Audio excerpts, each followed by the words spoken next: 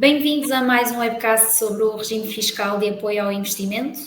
Hoje, à semelhança de uma sessão que já gravamos no passado, vamos abordar as condições de acesso e o cálculo do benefício fiscal deste regime, que permite aqui deduções fiscais significativas para as empresas que realizam investimentos em ativos não correntes.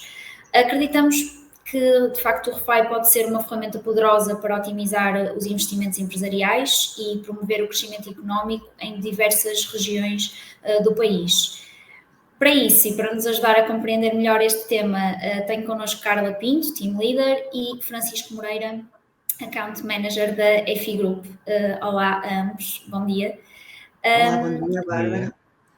Deixem-me, antes de já darmos aqui início ao debate, dizer só que qualquer questão que tenham, podem deixá-la no chat, nos comentários daqui do webcast, e que os nossos técnicos responderão com a maior brevidade possível, nomeadamente acredito que ainda hoje.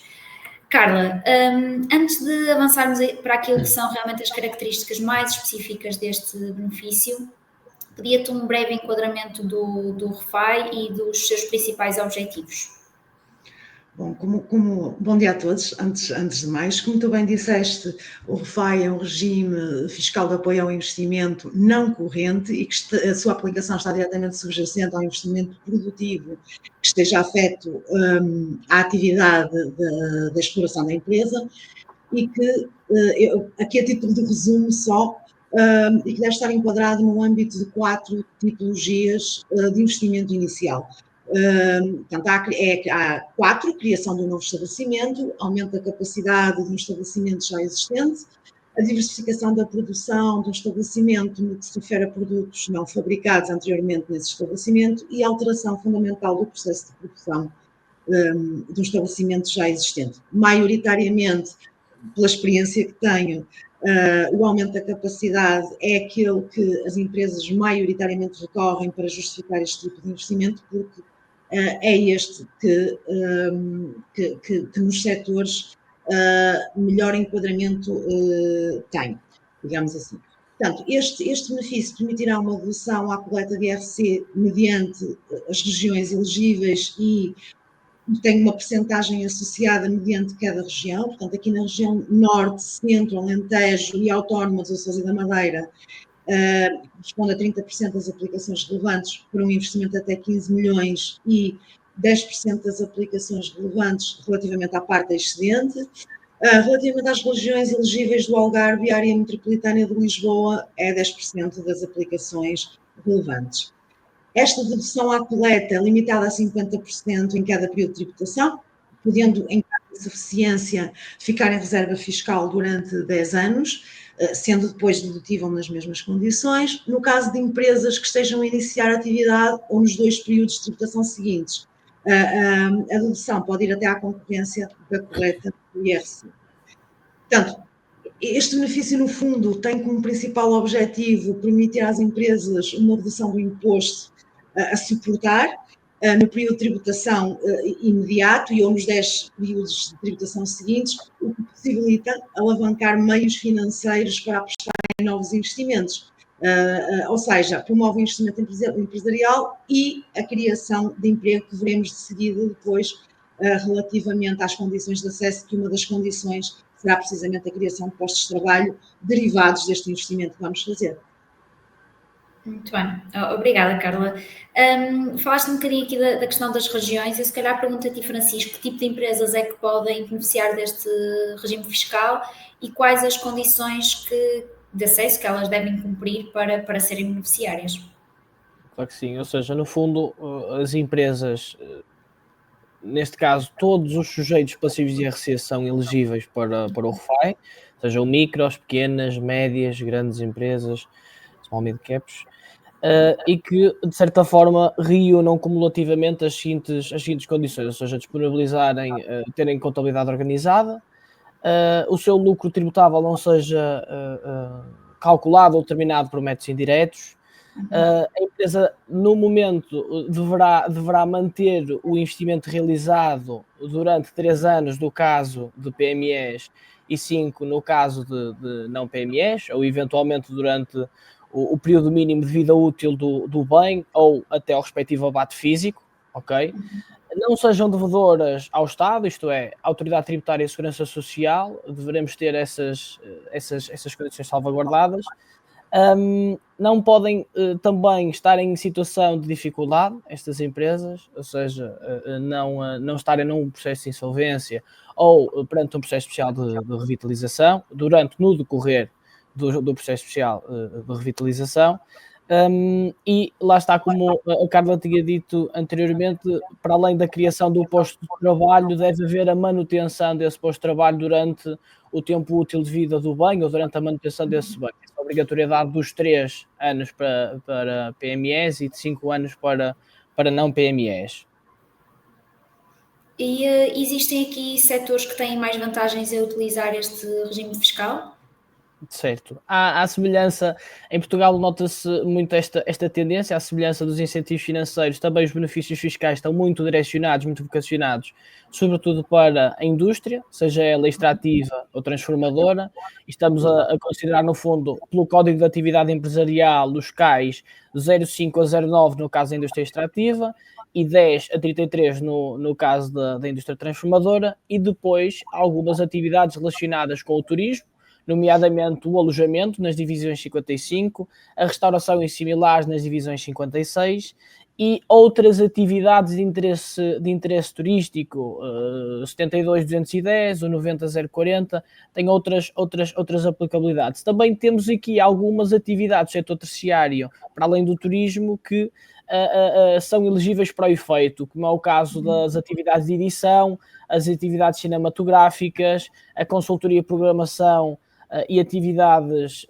informáticas, o desenvolvimento de portais web e atividades e serviços administrativos e apoio prestado às empresas, ok?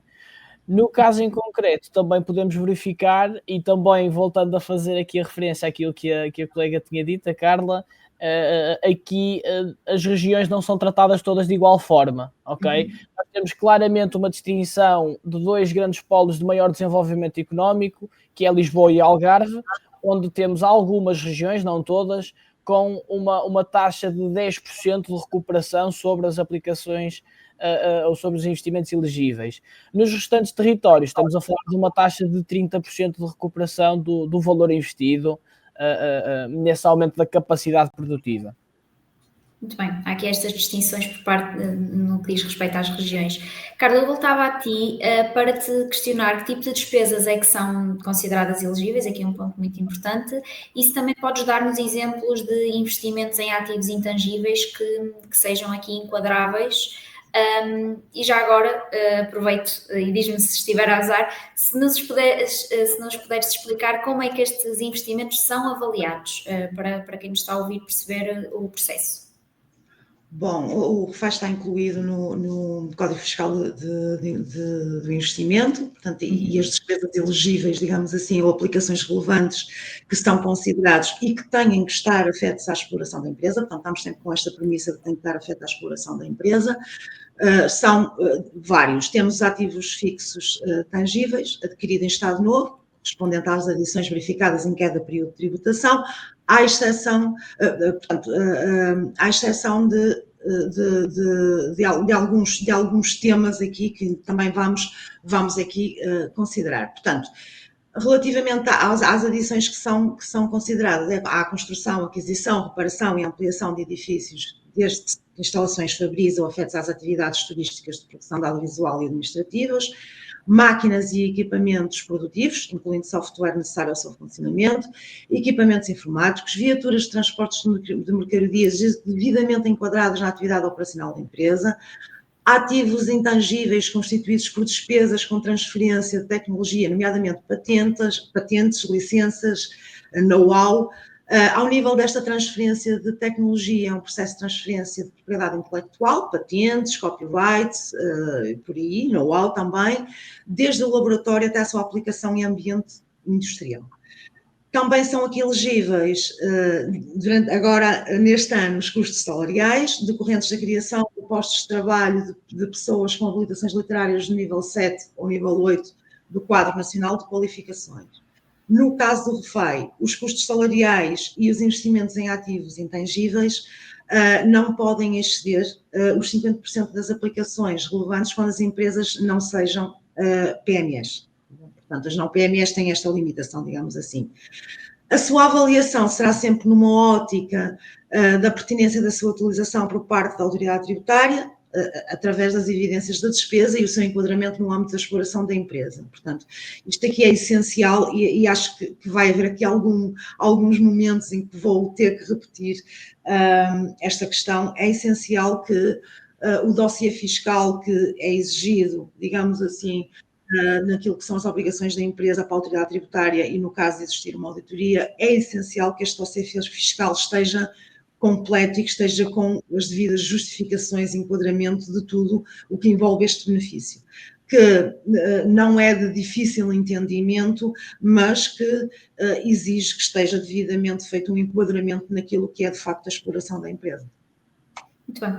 Tu mencionaste aí os custos salariais que estão aqui relacionados com a criação de postos de trabalho de pessoal com habilitações literárias níveis 7 e 8. Eu aproveitava de perguntar como é que esta criação como é que a criação destes postos de trabalho com estes graus de mestrado e doutoramento pode influenciar o benefício fiscal ou os benefícios fiscais.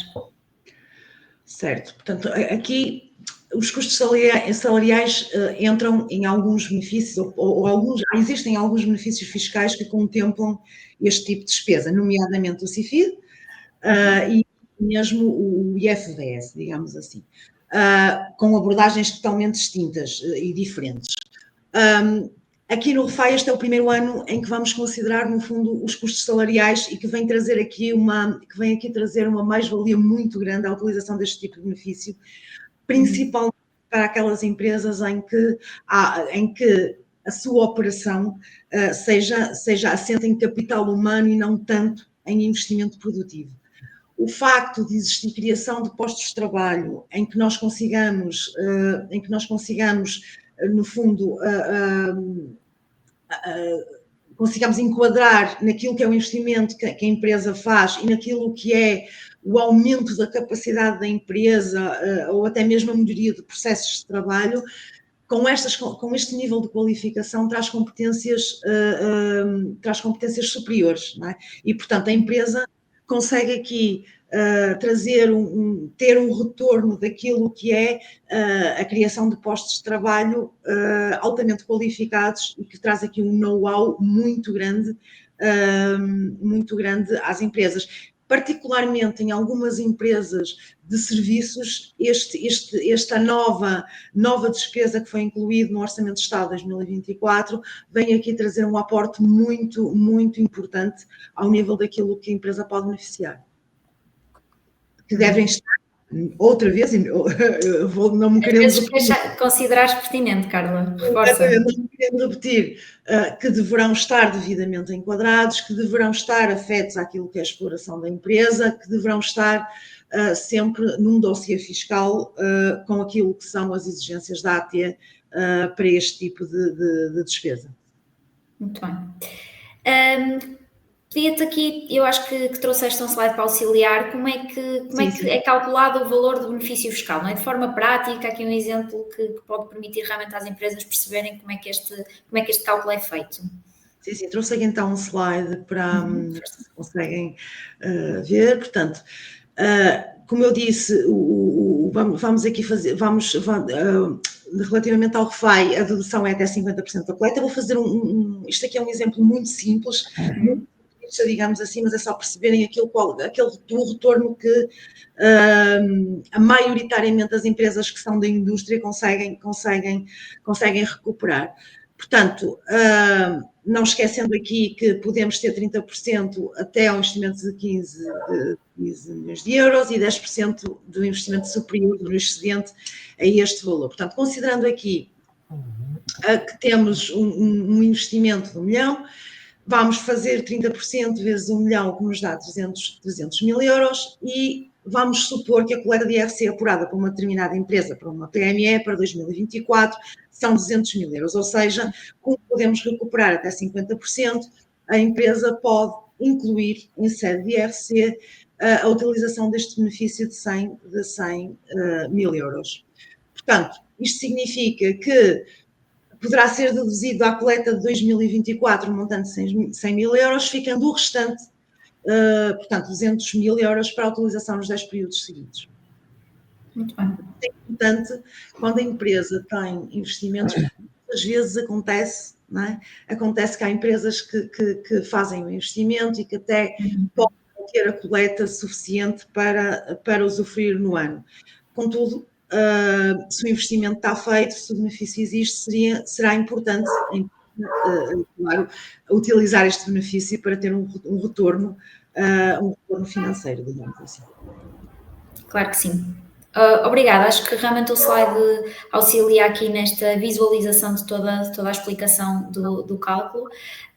Eu agora perguntava-te, Carla, se nos podes descrever o processo de apuramento deste benefício e os prazos que devem ser tidos em conta nas empresas, nomeadamente aqui, não sei, junto dos contabilistas, da pessoa que dentro das organizações possa ficar responsável por esta componente. Pronto, o apuramento do RFAI, se os investimentos que estejam afetos à exploração não tiverem nenhum tipo de financiamento, portanto, o processo é, no fundo, nós avaliarmos aqui o mapa de amortizações da empresa, avaliarmos as faturas dos investimentos que estejamos aqui a considerar, verificarmos a elegibilidade, verificarmos enquadramento naquilo que é um âmbito de um projeto de investimento único. Portanto, no fundo, este processo, digamos assim, de apuramento do RFAI passa muito por analisar investimentos, por analisar em que medida é que estes investimentos podem ser enquadrados numa daquelas 4 tipologias que eu falei logo no início.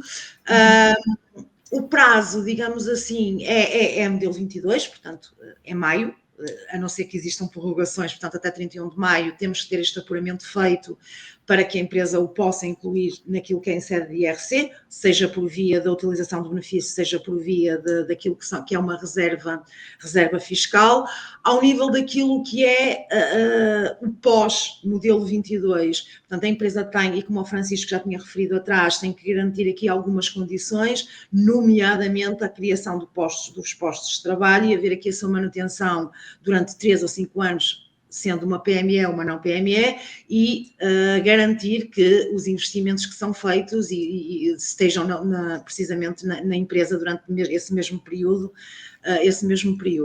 Portanto, no fundo, a contabilidade da empresa também a garantir e perceber da forma como está a evoluir, por exemplo, este aumento da capacidade produtiva, portanto, ter aqui algumas regras anuais para ir verificando estas condições que a empresa tem que garantir para este tipo de benefício. Muito bem. Eu tinha aqui uma questão que queria colocar aos dois, mas eu julgo, Carla, que tu já mencionaste, mas complementem, se acharem pertinente, que diz respeito à manutenção dos investimentos após a declaração do valor da modelo 22. Tu falaste aí da questão dos postos de trabalho, não é? Não sei se tem mais algum, Francisco, se aqui é mais alguma questão na qual deve ser tida em conta. No fundo, é o tempo dos 3 anos para PMEs e de 5 anos para não PMEs, e da mesma maneira que o investimento tem que ser mantido durante esse período, o posto de trabalho que foi criado com esse propósito também deve ser mantido por igual prazo, digamos assim. Muito bem. E olhando aqui a um público-alvo mais específico, nomeadamente as grandes empresas, Francisco, pergunto-te, existem limitações ou restrições específicas no âmbito do RFAI para esta tipologia de empresa? Sim, no caso em concreto existe quando conjugado com um incentivo financeiro, ou seja, existe acumulação do RFAI com incentivos de caráter financeiro, muitas das vezes associado à inovação produtiva, e há um limite dos auxílios máximos regionais que podem ser atribuídos. No caso das grandes empresas, elas não têm as majorações que, por exemplo, as micro, as pequenas e médias empresas têm, no caso da conjugação de um RFI com inovação produtiva. Ou seja, portanto, o máximo que elas conseguirão obter será sempre os 30%, enquanto que, por exemplo, uma média empresa poderá ir aos 40% e uma micro e pequena empresa poderá ir até aos 50%. Portanto, essas são as grandes limitações. Também as grandes empresas, quando integradas em regiões, em algumas regiões do Algarve e algumas regiões de Lisboa, não todas, faço essa menção novamente, o RFI só será considerado para investimentos que vão diversificar as atividades que as empresas já têm, ok? Ou seja, no fundo, ou produzirem um novo produto ou estabelecerem um novo processo produtivo. Portanto, tem que haver aqui uma componente de diversificação face àquilo que já está instituído nas unidades produtivas ou naquilo que é o core da empresa. Mas essas restrições que mencionaste afetam a aplicação do regime fiscal? Sim, afetam porque, no caso em concreto, imaginemos uma grande empresa que conseguisse recuperar 30% do valor ou seja, conseguisse ter uma percentagem apoiada do incentivo financeiro, ela estaria sempre, conjugando o RFI, ela estaria sempre limitada à conjugação das duas taxas a 30%. Ok? E, portanto, no caso em concreto, ela só poderia ter um apoio, digamos assim, tanto de caráter financeiro como fiscal, até ao limite dos 30% do total do investimento elegível, ok? Ou das aplicações relevantes. E, portanto, no caso em concreto, essa é a principal restrição que a empresa tem. Normalmente, as grandes empresas não têm grandes oportunidades no âmbito dos incentivos financeiros, portanto, elas quase que só usufruem dos benefícios fiscais, como é o caso do RFI.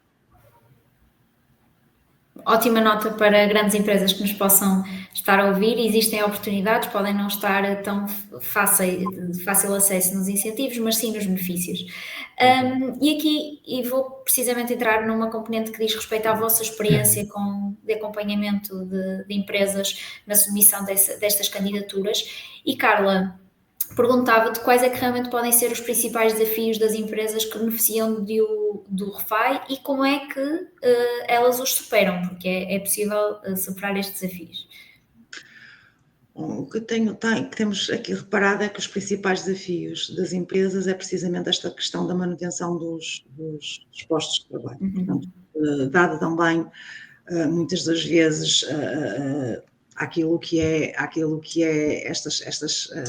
estes constrangimentos a nível de mundial que tem acontecido, muitas das vezes as empresas têm aqui algum receio ou alguma restrição naquilo que é manutenção, porque muitas das vezes têm aqui, não sabem como determinadas situações vão evoluir e, portanto, pode aqui criar aqui alguma questão. Contudo, o que temos reparado e o que temos daquilo que é o nosso conhecimento, que as empresas, quando apostam neste tipo de benefício, têm estas condições muito presentes e, portanto, acabam por fazer um controle.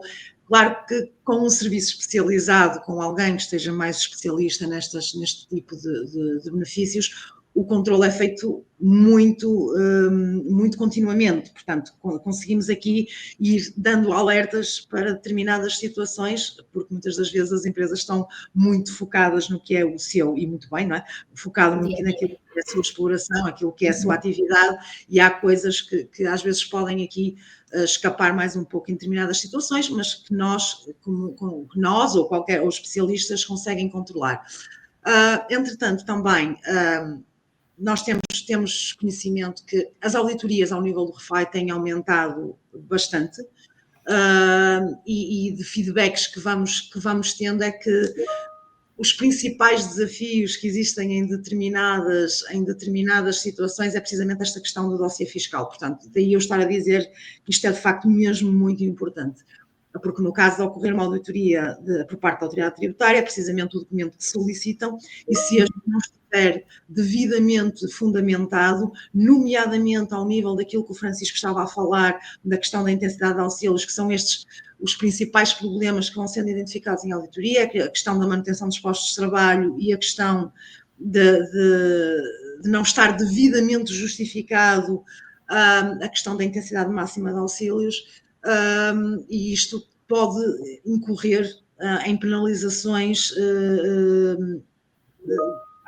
tá bom? Portanto, em devoluções de incentivo e em penalizações pesadas. Portanto, daí que também seja importante que as empresas tenham esta percepção de que têm que ter um back-office muito bem justificado daquilo que é daquilo que vão considerar, quer ao nível das condições de acesso, quer ao nível da manutenção para este tipo de benefício. Obrigada, Carla. Francisco, perguntava-te, numa perspectiva de olharmos a longo prazo, quais é que podem ser os benefícios para as empresas que façam uso deste benefício fiscal?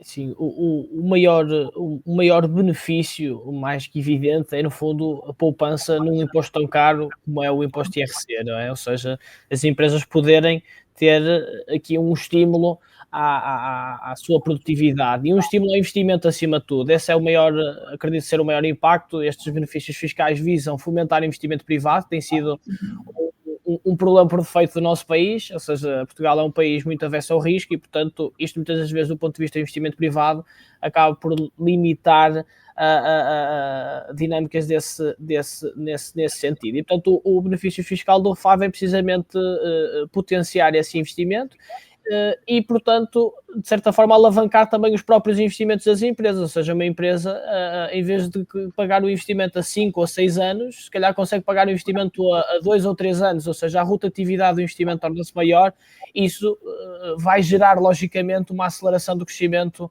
das empresas. Portanto, essencialmente, acho que são estes os principais fatores para as empresas, os principais impactos a longo prazo do uso deste tipo de benefícios.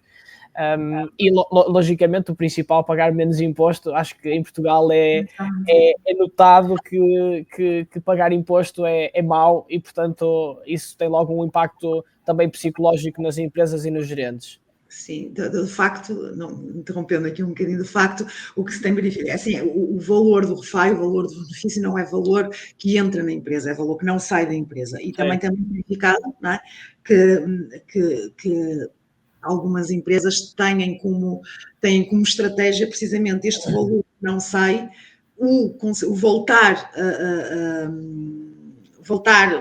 a utilizar este valor para a aquisição de novos equipamentos em setores mais produtivos da empresa. Portanto, isto vai um bocadinho de encontrar aquilo que o Francisco estava a dizer, não é?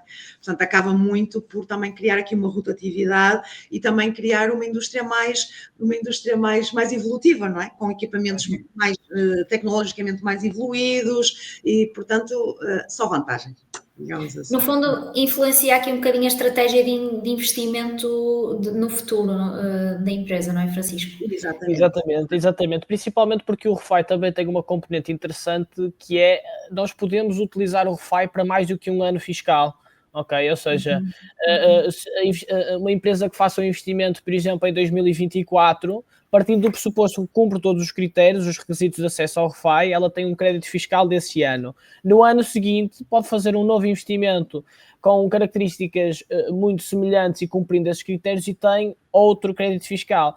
Na prática, com a conjugação destes dois créditos fiscais, a empresa pode ser totalmente isenta do pagamento de imposto, o que de facto traz aqui um sentimento, de certa forma, de segurança para que as empresas possam investir, tendo a salvaguarda de que vão ser premiadas por esse investimento digamos, na dedução do imposto a pagar. Ou seja, Carla disse muito bem há pouco, é um incentivo indireto, não é? Ou seja, a empresa vai poupar, não vai ter que pagar esse imposto e vai reinvestir, que é também esse o objetivo, vai reinvestir na atividade produtiva do seu negócio. Também outra questão engraçada que também já verifiquei é muitas das vezes empresas do setor terciário que se dedicam sobretudo à comercialização de um determinado produto, vêm incentivadas a verticalizar a cadeia de valor e a industrializar, ou seja, criarem-se elas próprias produtoras dos produtos que vendem, puxando, industrializando, logicamente, e puxando capital para investir neste setor que necessita de ser constantemente revitalizado, que é a nossa indústria, não é?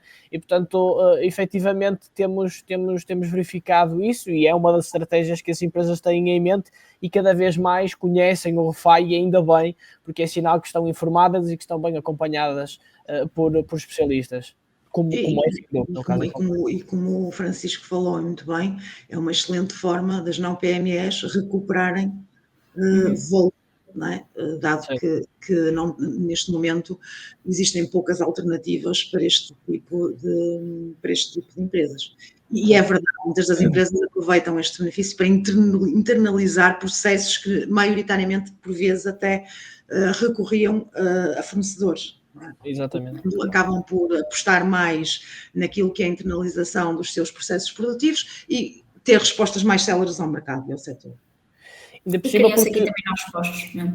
Sem dúvida, ainda por cima porque o RFI, ao contrário dos incentivos financeiros comunitários, não carece de uma candidatura e de um tempo de espera para uma resposta afirmativa face ao apoio, não é? Ou seja, ele acaba por ser mais automático e célere do que outros mecanismos de apoio ao investimento, e, portanto, efetivamente, as empresas olham com muito bons olhos para o RFI e isto faz parte, logicamente, das suas estratégias de investimento. Dizias que as pessoas olham para o RFI desta forma exatamente porque é um processo mais célere, à semelhança de outros benefícios fiscais, não é? Como é o caso, por exemplo, do CIFID, que a Carla até mencionou há pouco. Mas em que situações é que o RFI é mais vantajoso, por exemplo, quando comparado com o CIFID ou com outro regime fiscal?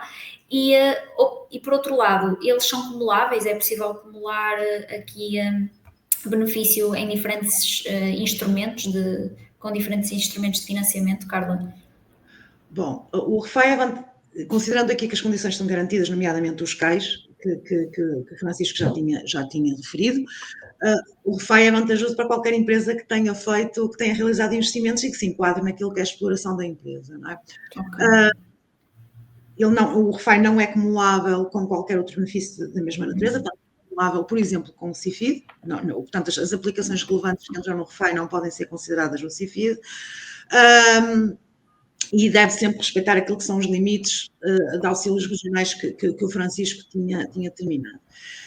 Dois pontos distintos. Portanto, quando é que o RFI é mais vantajoso? Por exemplo, nós os benefícios fiscais que nós temos, o CIFID está associado àquilo que é investigação e desenvolvimento, portanto, está associado a projetos que a empresa tenha desenvolvido no exercício fiscal que se consiga identificar e de investigação e desenvolvimento nesse tipo de projeto. E, portanto, quando se entra com os ativos no CIFID, está sempre associado a um projeto de investimento, okay? Um projeto de ID, ou seja, está sempre a uma avaliação por parte da Agência Nacional de Inovação.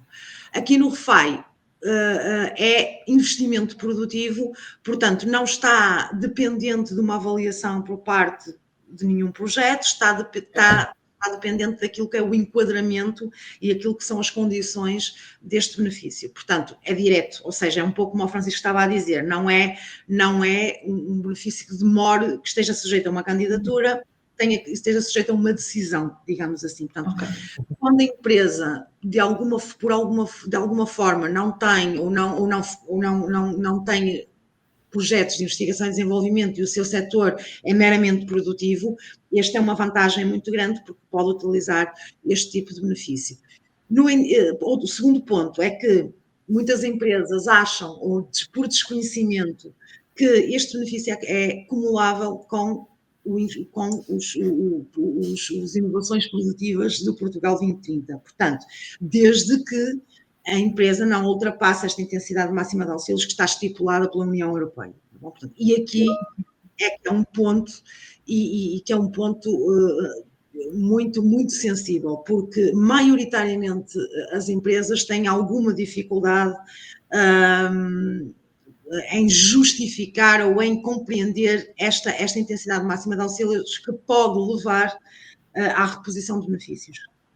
E que nem sempre é vantajoso a empresa utilizar estes investimentos porque pode levar a uma reposição superior ao benefício que a empresa está a ter. Portanto, neste tipo de mecanismo financeiro, de incentivo financeiro, quando existem estes investimentos, é necessário que se faça uma avaliação bastante profunda se é vantajoso ou não para a empresa e, sendo vantajoso, a justificação e de acordo com aquilo que são as diretrizes de, por exemplo, o preenchimento da modelo 22 e os câmbios 78 que são exigidos de preenchimento por parte da autoridade tributária. E tem aqui algumas questões que têm que ser levadas em consideração e nestes aspectos em particular é necessário que a empresa consiga explanar de uma forma muito clara esta análise num dossiê fiscal. Estamos prestes a chegar ao fim, Carla, mas eu não queria fechar a sessão com uma questão que tenho aqui para o Francisco, sem antes de perguntar, com base na tua larga experiência, e acho que já mencionaste aqui alguns dos erros que podem ser cometidos, mas quais é que são os mais comuns, os erros mais comuns que tu detectas no trabalho diário com estas empresas, ao preparar uma candidatura, um processo de apuramento para o RFI, e como é que estes podem ser evitados? Ok, portanto, principais constrangimentos que se identificam é a ineficiência no enquadramento das tipologias de investimento e o facto de haver desconhecimento de diferentes tipos e alternativas do enquadramento neste tipo de tipologias. Não é? Pronto, portanto, o facto de haver uma clara justificação e uma abordagem, e muitas das vezes diferentes do que aquilo que as empresas acham que têm que fazer, podem evitar questões numa auditoria futura. Depois, a falta de fundamento da justificação da criação de postos de trabalho face àquele com o entendimento da AT e a existência porque existem alternativas a este tipo de entendimento e este tipo de justificação. A não consideração de investimentos, como eu tinha já referido há pouco, de projetos financiados, ou a não consideração dos limites máximos aplicáveis, e isto pode levar a que existam penalizações graves ao nível de juros de devolução do incentivo, mas essencialmente são estes pontos. Portanto, sempre, não querendo bater na mesma tecla, tem que estar devidamente enquadrado e com um dossiê fiscal bastante completo. Obrigada, Carla. Eu aqui mesmo para terminar, Francisco, anteriormente gravamos já um outro webcast com a Carla precisamente e com outro colega, e no final eu coloquei-lhe este desafio e julgo que pode ser um exercício interessante de repetir. Se fosses diretor financeiro de uma empresa, não é, e trabalhas diariamente com muitos destes, como verias a oportunidade de utilizar o RFI para pagar menos IRC e por consequência recuperar o valor de investimentos, e que estratégias é que recomendarias? Essa é uma pergunta muito, muito interessante. Logicamente que eu não deixaria de olhar para o RFI não deixaria de olhar para o RFI em nenhuma circunstância, ou seja, faria parte, logicamente, de um dos pontos obrigatórios e mandatórios na estratégia financeira da empresa, porque nunca conseguimos dissociar totalmente contabilidade de finanças e, portanto, elas estão sempre de mãos dadas, e olharia no sentido em que e olhando um bocadinho para a estratégia, tentaria sempre enquadrar os investimentos. Antes de qualquer investimento que eu fosse fazer, eu iria sempre fazer a simulação daquilo que seria o crédito fiscal que eu iria obter para o RFI e naquilo que são os resultados que o meu investimento iria gerar do ponto de vista dos lucros, ok? E se o valor efetivamente teria aqui, qual é que seria o impacto da utilização do RFI para a alavancagem do investimento e do ponto de vista financeiro. Do ponto de vista, enquanto trabalhador diretor financeiro, tenho que responder aos sócios gerentes, eu iria logicamente ficar todo contente de dizer, meus caros, este ano não vamos pagar imposto porque usufruímos do RFI e conseguimos ser eficientes ou totalmente eficientes em matéria de IRC, não é? E mostrar-lhes que a estratégia que teria delineado de antemão foi uma estratégia vencedora.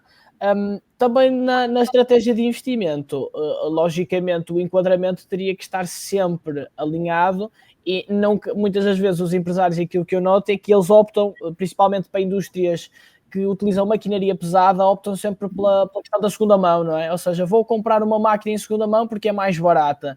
No caso em concreto, eu não pensaria duas vezes. Se calhar o que eu vou poupar, os 30% ou 40% do valor que eu vou poupar numa máquina, eu consegui ir recuperá-lo através do RFI, com a agravante de que a probabilidade de ter problemas com uma máquina nova é muito menor do que ter com uma máquina, por exemplo, antiga, não é? Ou seja, estaria sempre a pensar nesta... Deixa-me só interrompendo e relembrando que uma das condições é que todos estes ativos que sejam adquiridos sejam em estado novo. Exatamente. Portanto, no fundo, ficaria aqui sempre vinculado a isso e estaria totalmente enquadrado.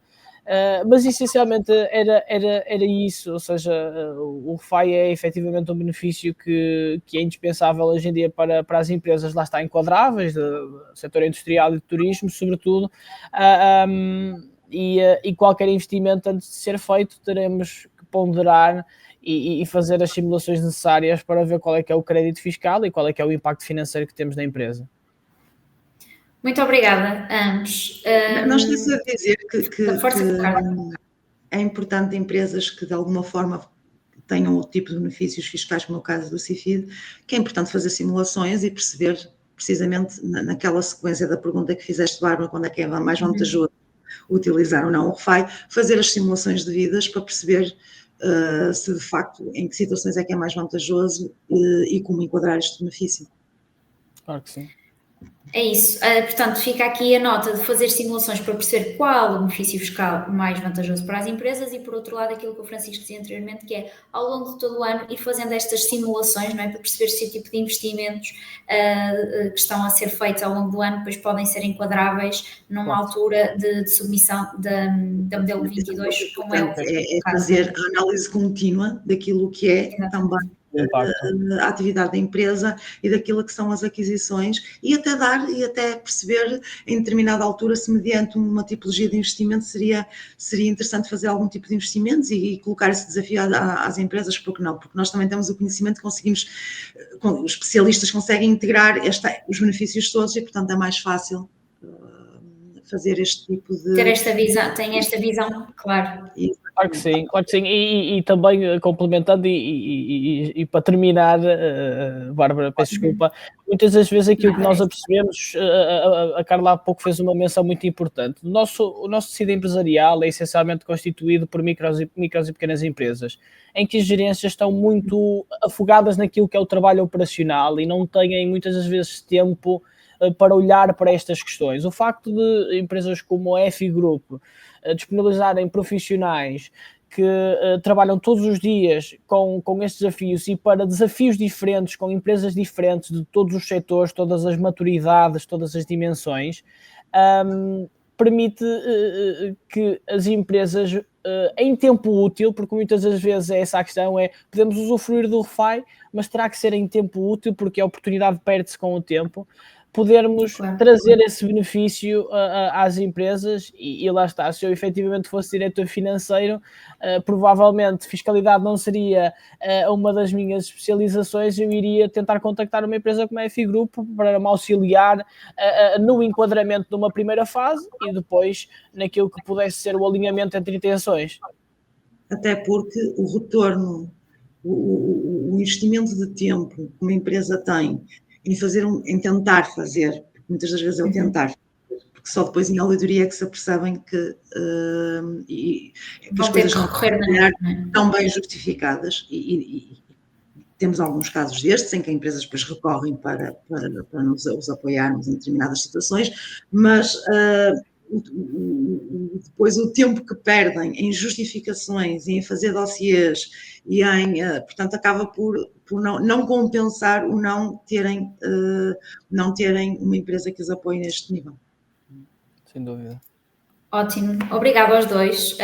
Acho que foi o fecho que eu própria também tinha preparado para a sessão, portanto, excelente. Quero agradecer mais uma vez a vossa participação, o vosso contributo, agradecer também a todos aqueles que nos estiverem a ouvir. Relembro que, caso surja alguma questão, deixem nos comentários que nós damos resposta, ou podem inclusive entrar em contacto connosco através dos diferentes canais.